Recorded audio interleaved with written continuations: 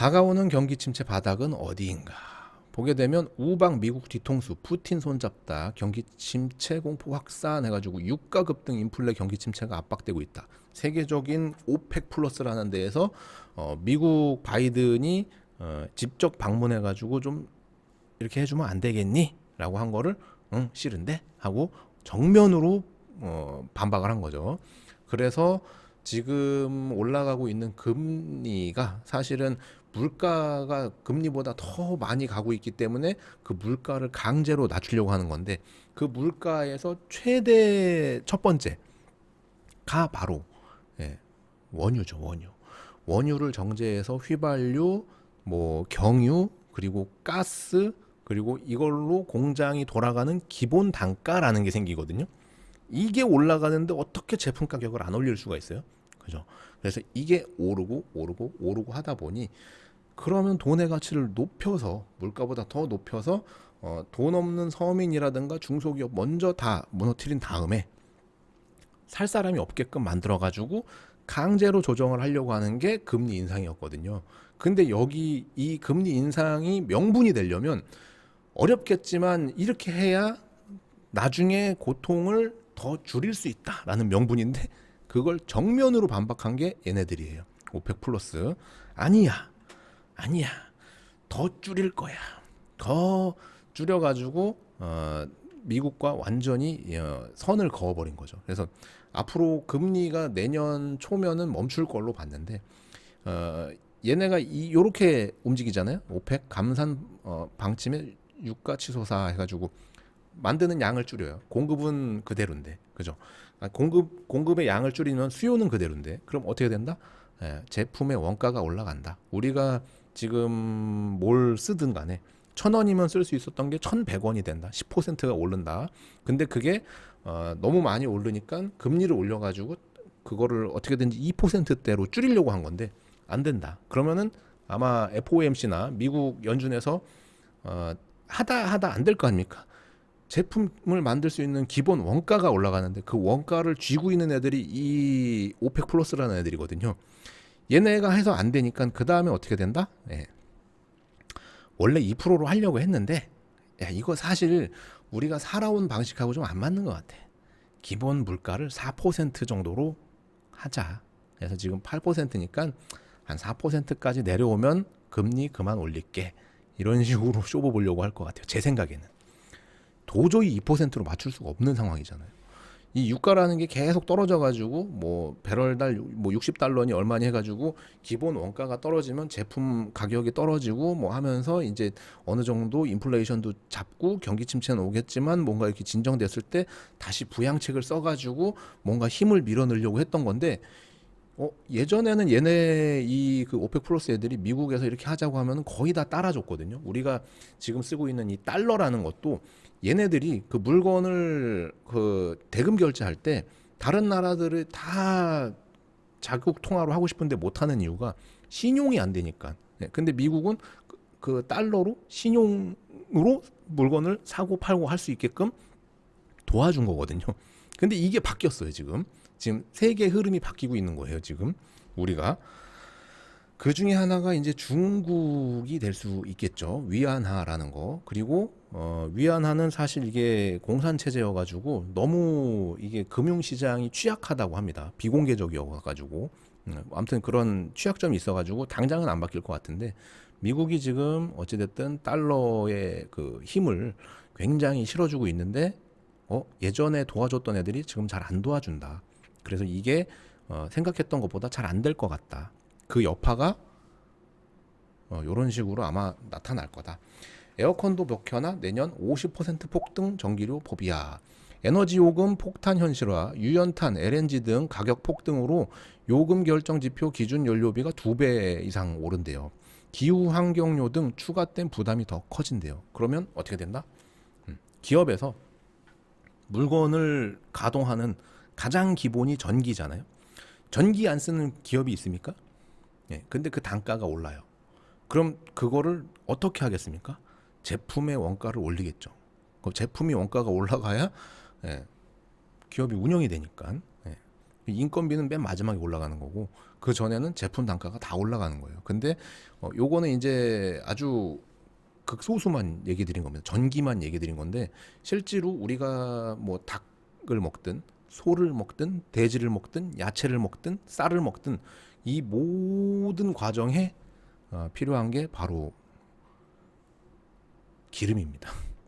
네, 기름과 전기. 근데 그 단가가 올라가기 때문에 모든 단가가 올라간다. 예, 그래서 굉장히 힘든 시기가 올 수 있다. 근데 또 말씀드렸지만 이렇게도 힘든데 진짜 이 러시아 요 저기가 전술핵을 쏜다? 진짜 생각하고 싶지가 않아요. 뭐 IMF나 금융위기는 이건 아무것도 아닌 일이 발생할 수 있습니다. 정말 힘든 시기가 올 수 있습니다. 굉장히 어려운 시기가 올 수 있어요. 산업부 무역 적자가 엄중 인식해가지고 수입하는 이런 에너지 가격이 오르니까 당연히 우리가 예전만큼 팔아도 남는 게 없는 거예요. 예, 그죠? 그래서 무역 적자가 생기고 있습니다. 이게 벌써 6개월이 넘어갔다고 하죠. 안 좋은 거에 더 극단적으로 안 좋아지고 있어요. 최근 무역 적자가 외환 위기 때보다 상대적으로 양호하대요. 그러나 엄중하게 인식하고 있고 가용한 에너지 정책을 총동원한답니다. 일단 이 말 자체, 총동원이라는 말 자체는 이 언론이나 뭐 정부나 이런 데서 얘기하는 거 우리가 100%다 믿을 수는 없다고 말씀드렸잖아요.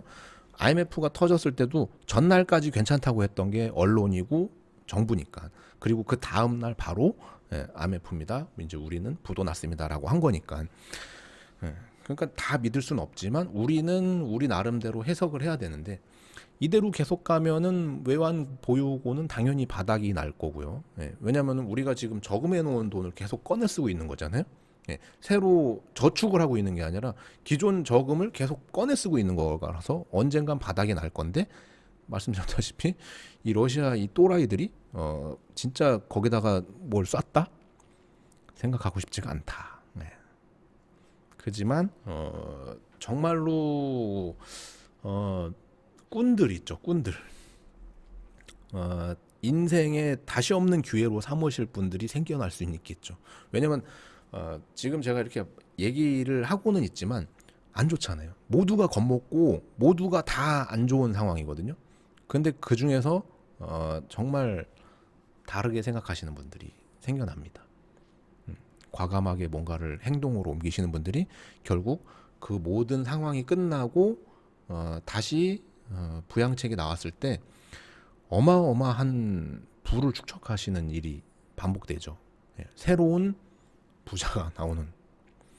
그래서 시간이 지나면 왜 그 남들은 다 그때 안 된다고 해가지고 다 뭐 울고 있을 때 어떻게 그런 생각을 했냐라면서 또 어딘가에서 또 인터뷰하고 뭐 이럴 수 있겠죠. 그리고 새로운 회사 대표나 뭐 이런 식으로 해가지고 뭐 신화적인 이야기로 또 부상이 되고 그분들이 하고 있는 생각과 일반인들이 하고 있는 생각의 차이는 굉장히 한 끗 차이거든요.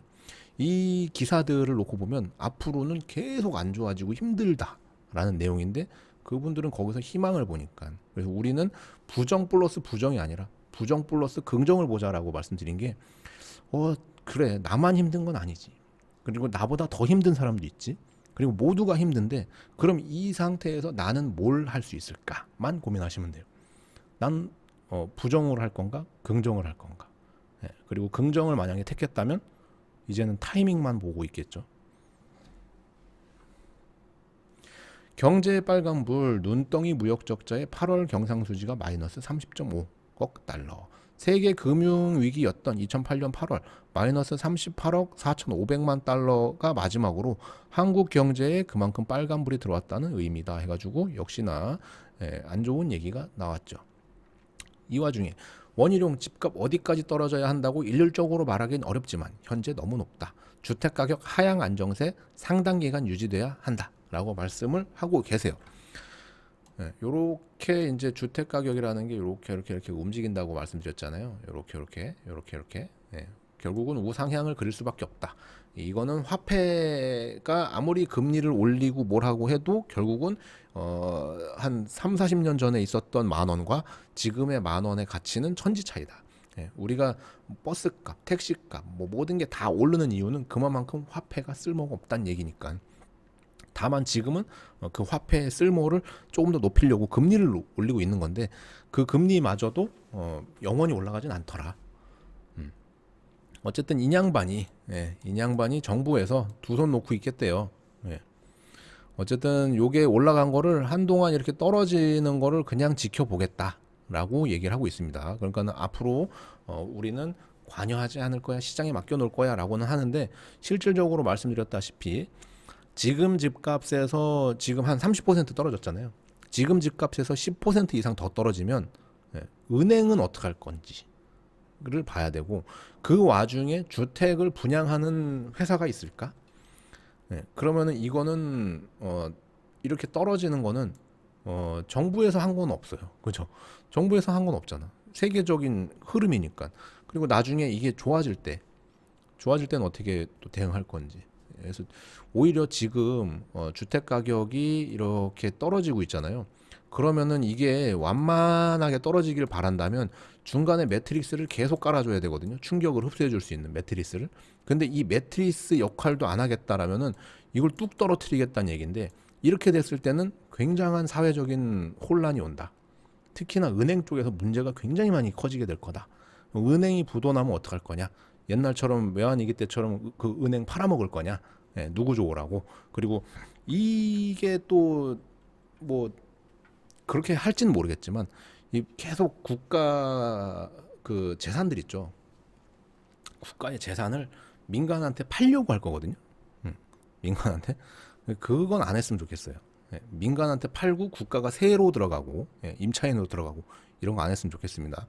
그 민간에다 팔 때 그거 가져가는 애들이 참 길게 얘기하면 참 믿을 사람이 없다. 어디가 됐건 간에 똑같다.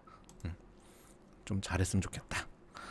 자, 고금리 위세의 주요국 집값 내릴이 막 한국도 하락 압력이 크다. 해서 부동산 시장이 찬바람이고 집값 가파른 하락된 가계부실 내수 위축 연착륙이 필요하다. 했는데 그러려면 매트리스를 계속 깔아줘야 된다. 머지않아 금리가 이렇게 오르고 있는데 돈을 빌릴 수 있는 양이 준다고 말씀드렸잖아요. DSR 때문에 그래프가 아마도 요렇게 될 거거든요. 요렇게 그리면 맞을 겁니다. 이게 원리금 상환 그래프거든요. 처음에 이자가 이만큼이에요. 이게 원금이고요. 원금. 이자가 이만큼이고 원금이에요. 이게 원리금 상환이거든요. 총부채 원리금 상환 비율이라는 DSR의 개념은요. 요게 이제 지금 40%대로 묶여 있지 않습니까? 요러면은 요게 내가 빌릴 수 있는 거가 이제 뭐 소득 그냥 단순하게 1억 벌어서 4천만 원어치만 빌릴 수 있다. 그럼 이게 4천이란 얘기면 이자를 처음에 이만큼 내야 되는데 이 이자 비용이 늘어나니까 4천만 원이 아니라 더 줄여서밖에 못 받는다. 3천만 원, 뭐 2.5천만 원 이런 식으로밖에 못 받는 거예요. 이자의 양이 더 불어서 원금의 양이 저절로 줄는 거예요. 총 빌릴 수 있는 양이 자동으로 줄거든요. 그럼 결국 이 대출을 풀어줄 수밖에 없어요. 40이 아니라 50, 뭐 60, 한시적으로 뭐 80까지 이런 식으로 대출의 양을 풀어야지가 이게 유지가 되는 상황까지 올 거거든요. 그게 매트릭스가 될 거다. 매트릭스를 깔아줘야지만 여기서 얘기하는 연착륙을 할 수 있을 거다. 매트릭스 없으면 한번 툭 맞으면 기절. 그럼 그냥 그대로 꼬꾸라지면 심폐소생을 하고 해도 안 되는 상황까지 올 수 있다. 좀 전략을 짰으면 좋겠다. 그 와중에 원희룡 이 국토부 장관님이 갭 투자, 깡통 전세 구제 안 한대요. 근데 이게 맞아요. 갭 투자는 뭐 그렇다 쳐요. 근데 이 깡통 전세라는 거는요 피해자거든요. 임차인이잖아요. 피해자는 구제해줘야 되지 않나? 그래서 이건 잘 모르겠어요. 이분이 제주도 가실 때 서울 집을 팔고 가셨다죠 아마. 그래서 한이 맺힌 건지 모르겠는데 이 갭 투자는 솔직히 무리하게 하지 말아야 될 것 중에 하나인데 이 깡통 전세는 아무런 이익을 취한 거 없이 전세로 들어가시는 분인데 이분들은 구제를 해줘야죠 정부에서. 그래서 보증보험을 가입하든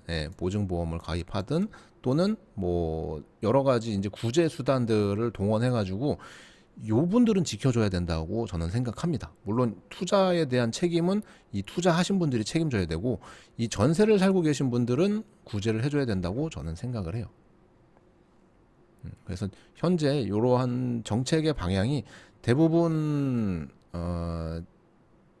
정부에서는 떨어지고 있는 거를 그냥 떨어지게 두겠다고 하고 국제적으로 봤을 때도 지금 떨어지고 있고 전 세계적으로 그리고 여기에다가 이제 러시아가 엄한 짓만 안 했으면은 내년 정도에는 어느 정도 마무리가 됐을 건데 그게 더 길어질 수 있을 건지 해가지고 현재 정리해 보면 올해는 사실상 아무것도 안 하는 게 제일 좋다. 예, 이런 얘기인 거죠. 좀 굉장히 힘든 시기가 될 것 같고요. 올해는 사실 어벙벙하잖아요. 금리가 올라가고 있는데 막상 나한테 닥치는 게 아직 피부에 와닿지가 않는데 내년 정도면 전부 피부에 와닿을 때가 되거든요. 마이너스 통장 금액, 뭐 대출 받은 금액 모든 게 아마 내년 정도면 다 올라가 있을 거고 그 올라가 있는 폭이 말도 못하게 올라가 있을 테니까 내년이 가장 힘든 때가 될 것 같습니다. 근데 그 와중에도 금리가 올라가는 게 멈추질 않는다. 더 올라간다. 그러면 사실 뭐 주택 가격이 지금 얼마니 뭐니 이런 얘기 할 필요가 없어요. 다 죽어 있을 테니까. 진짜 돈 많은 찐부자들만 살아남아 있을 테니까. 예, 그렇다고 집값이 떨어지니까 전세는 안전하다. 천만의 말씀 만만의 공덕이고요. 예, 월세는 괜찮지 않을까? 예, 월세가 뭐가 괜찮습니까? 그죠? 그냥 내 집에서 어느 정도 빚을 줄여 나가고 계신 분들이 살아남을 확률이 높죠.